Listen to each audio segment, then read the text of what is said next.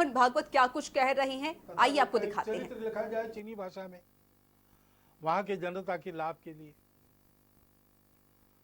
तो लिखकर तो तैयार हो गया, लेकिन उसको छापना है। तो वहां उनके जो संपर्क थे उन सब लोगों से वो मिले, उनसे धन इकट्ठा किया, बताया तथागत का चरित्र उससे छापेंगे। और सारा धन इकट्ठा होने के बाद छापने के लिए छापखाने में वो हस्तलिपि देना, कल देनी है तो आज रात में एक बड़ा भूचाल आ गया और बहुत से देहात, बहुत से शहर तहस नहस हो गए। तुरंत सेवा कार्य में सब लोग लग गए। तो पुस्तक के लिए जो धन लाया था उसका स्वाभाविक उपयोग लोगों की राहत के लिए हो गया, वो धन समाप्त हो गया। इसलिए कार्य पूरा होने के बाद फिर से भिक्खू ने सबको बताया कि धन तो दिया था आप लोगों ने, लेकिन वो ऐसे काम में हो गया खर्च, तो और एक बार धन संकलन। फिर से वैसा किया। फिर जब छापखाने में जाना था उसके पहले कुछ दिन एक बड़ी बाढ़ आ गई, फिर से राहत कार्य करना पड़ा, सारा संकलित धन उसमें व्यय हो गया। फिर जाकर लोगों को समझाया, लोग भी समझ गए। तीसरी बार धन संकलन हुआ, इस बार कोई आपत्ति नहीं।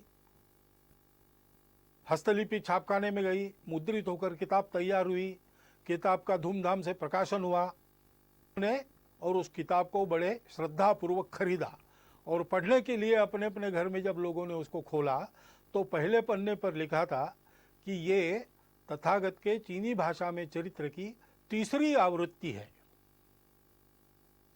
यानी लिखित चरित्र एक चरित्र का स्वरूप है, लेकिन उस चरित्र का जो संदेश है दुनिया की दुख मुक्ति, उसको आचरण में उसके पहले 2 बार लाके दिखाया गया, तो वो भी उस पुस्तक की आवृत्ति है।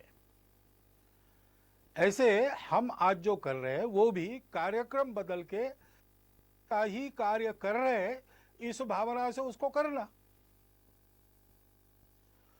तो स्वाभाविक केवल संघ के लोगों के लिए नहीं, सभी के लिए कुछ बातें स्पष्ट हो जाती है। एक तो हम ये सेवा क्यों कर रहे हैं, उसकी प्रेरणा हमारी स्वार्थ की नहीं है, अपने अहंकार की तृप्ति या अपनी कीर्ति प्रसिद्धि के लिए ये नहीं।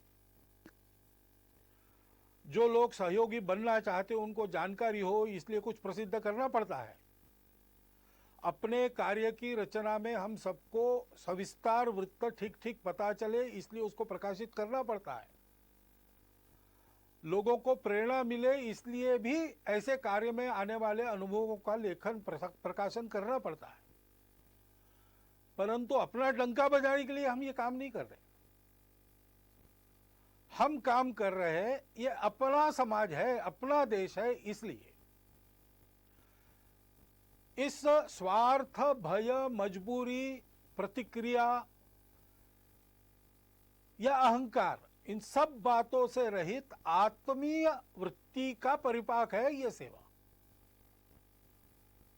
और इसलिए इस सेवा में हम लोगों को निरंतर लगना है, निरहंकार वृत्ति से लगना है, श्रेय दूसरों को देना है।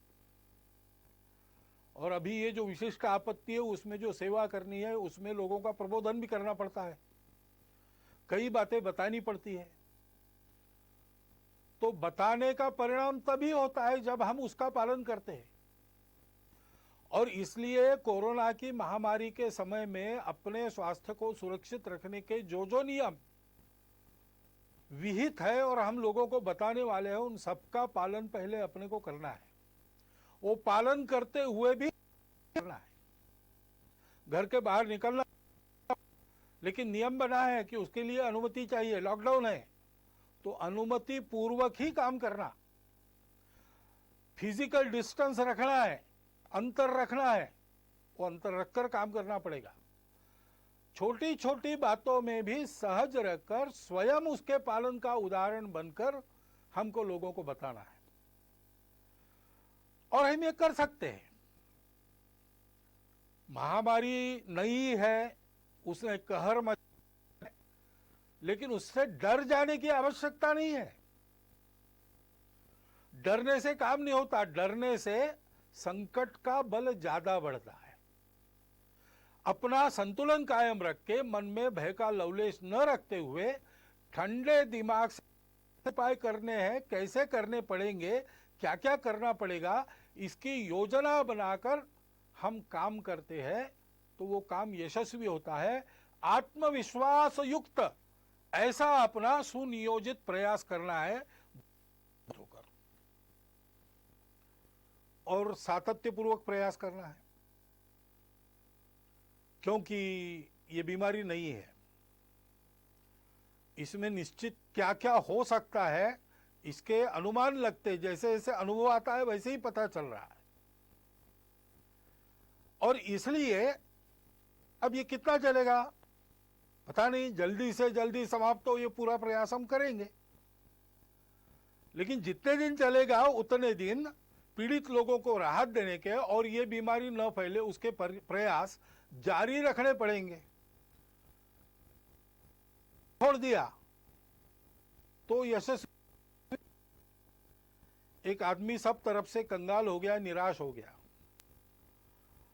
उसको हम आत्महत्या करेंगे। लेकिन कुछ उसके जेब में पैसा था, कुछ दिन जीने का सामान उसके पास था, तो उसको पहले इसको खर्चा कर देते हैं और बिल्कुल ही कफलक होकर मर जाएंगे। इसलिए वो बड़े शहर में गया कि वहां पर जुआ खेलेंगे, सारा धन उड़ा देंगे, फिर मर जाएंगे। लेकिन बाद उसको पता चला कि उस गांव के पास, उस शहर के पास एक बहुत लंबी चौड़ी जमीन थी जिसमें मैंगनीज मिलेगा ऐसा लगता था, इसलिए 2-3 माइनिंग कंपनीज ने वहां आकर खुदाई की। 250 फीट नीचे गए लेकिन मैंगनीज मिला नहीं, निराश हो गए। इसलिए उसका लिलाव वो करने वाले थे, तो उसको लगा कि ये भी एक जुआ है, चलो जाके बोली बोलेंगे। अब इतना तो धन नहीं था उसके जेब में कि इतनी बड़ी जमीन खरीदी कर सके, लेकिन वो 250 फीट की जमीन नहीं थी, 250 फीट का लंबा चौड़ा गहरा गड्ढा बना था, उसको कौन खरीदेगा। उस नीलाम में कोई आया ही नहीं, यही अकेला पहुंचा, इसलिए इसके जेब में जितने पैसे थे उतने में उसकी जमीन हो गई। अब जो मजदूर वहां काम कर रहे थे उनको उस दिन की मजदूरी कंपनी ने दे दी थी, तो उन्होंने आके पूछा क्या करें, काम अभी बंद करें कि 5 बजे तक करें और बाद में छोड़े। तो उसने कहा आपने पैसे लिए हैं तो 5 बजे तक काम करो। उन्होंने 5 बजे तक खुदाई की, 3 फीट और खोदा, उसमें जो नमूने मिले उसमें मैंगनीज मिल गया और कंगाल बना हुआ वो आदमी मैंगनीज की खदानों का मालिक, बाद में एक रेलवे कंपनी का मालिक, ऐसा सब कुछ बन गया, फिर से उसका जीवन बन गया। उसने लेख लिखा, वो मैंने पढ़ा, रीडर्स डाइजेस्ट में आया था, कहानी अमेरिका की है, लेकिन उसका शीर्षक था difference between the success and failure is 3 feet. 3 feet के अंतर के लिए अपना सातत्य खदान मालिकों ने छोड़ दिया तो वंचित रह गए, और 3 फीट और खोदने का दम इसने दिखाया तो इसको वैभव मिल गया। इसलिए ऐसा सातत्य अपने प्रयासों में चलना चाहिए, ऊबना नहीं चाहिए, थकना नहीं चाहिए, करते रहना चाहिए, सबके लिए करना है, इसमें कोई भेद नहीं है। जो जो इसके पीड़ित है वो हमारे अपने हैं। भारत ने तो जिन दवाइयों के और निर्यात पर बंदी लगाई थी दुनिया के हित के लिए, उसको हटाकर थोड़ा बहुत अपने तरफ नुकसान लेकर भी दवाइयां भेजी है। जो मांगेंगे उसको देंगे, क्योंकि ये हमारा स्वभाव है, हम मनुष्यों में भेद नहीं करते हो रहे। यहाँ पर मोहन